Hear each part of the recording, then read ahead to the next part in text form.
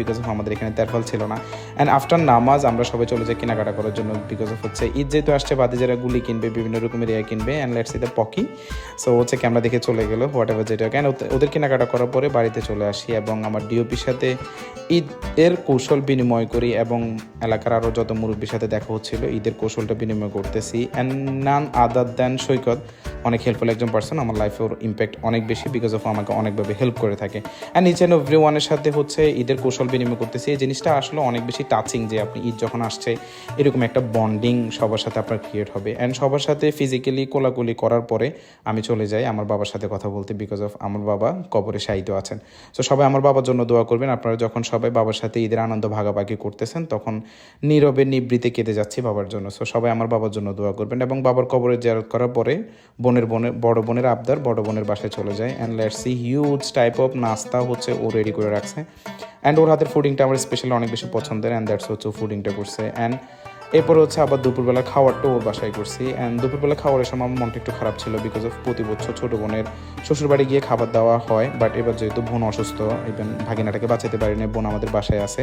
So সব কিছু মিলিয়ে খাবার খাওয়ার সময় আসলে বোন এবং ভাগিনার জন্য মনটা আসলে অন্যরকম খারাপ হয়ে যায়, যার জন্য মনটা একটু খারাপ ছিল বলা যায়। অ্যান্ড আফটার এখান থেকে খাওয়া দাওয়া করার পরে বড় আফুর বাসায় কিছুক্ষণ স্টে করি। এর মাঝখানে হচ্ছে আমার ভাগ্নি আসে যে মামা আমাকে সালামি দেন। অ্যান্ড ভাগ্নিদেরকে সালামি দেওয়ার পরে বাড়িতে আসি, দেখি যে নানা আদার দেন সিব্বিশা ও আমার বাসায় চলে আসছে। অ্যান্ড ও হচ্ছে সালামির জন্য পায়তারা করতেছে। আমি ওকে বললাম যে পাঁদুরে সালাম না করলে ভাই আমি তোকে সালামি দিব না। অ্যান্ড সিব্বিরের ইম্প্যাক্ট বলতে গেলে আমার লাইফে অনেক বেশি। ও আমার কাজিন হলেও আমার একদম আপন ভাইয়ের মতো। ও আমার অলওয়েজ আমার ups and downs and each and everything ও আমার সাথে থাকে। সো ওর জন্য স্পেশালি বলা যায় যে ওভাবে কোনো কিছু করতে না পারলেও চেষ্টা করি ওকে টুকটাক হেল্প করার জন্য বা ওকে কোনোভাবে হ্যাপি করার জন্য। আর ওকে 500 টাকা সালামি দেওয়ার পরে ও অনেক বেশি হ্যাপিয়েস্ট হয়ে যায়।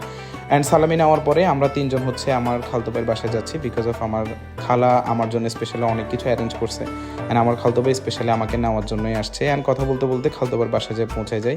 অ্যান্ড লেটস সি এই সব কিছু হচ্ছে আমার আন্টি আমার জন্য স্পেশালি অ্যারেঞ্জ করছে উনি অসুস্থ থাকা সত্ত্বেও।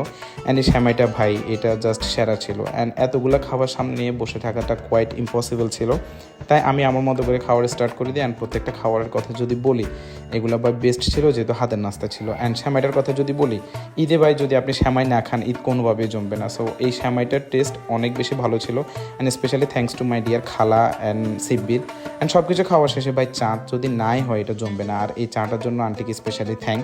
অ্যান্ড চাটা পুরোপুরি শেষ করতে পারি না, বাসায় চলে আসা লাগছে, বিকজ অফ আমার ফ্রেন্ড আমার বাসায় এসে বসেছিল, আমাকে বলে নাই। অ্যান্ড আমি তড়িঘড়ি করে হচ্ছে বাসায় চলে আসছি। অ্যান্ড ওদেরকে সিম্পলি নাস্তা দেওয়া ট্রাই করছি, বিকজ অফ হচ্ছে আমার যেটা আগে থেকে কোনো রকমের কোনো প্রিপারেশন বা প্ল্যানিং ছিল না।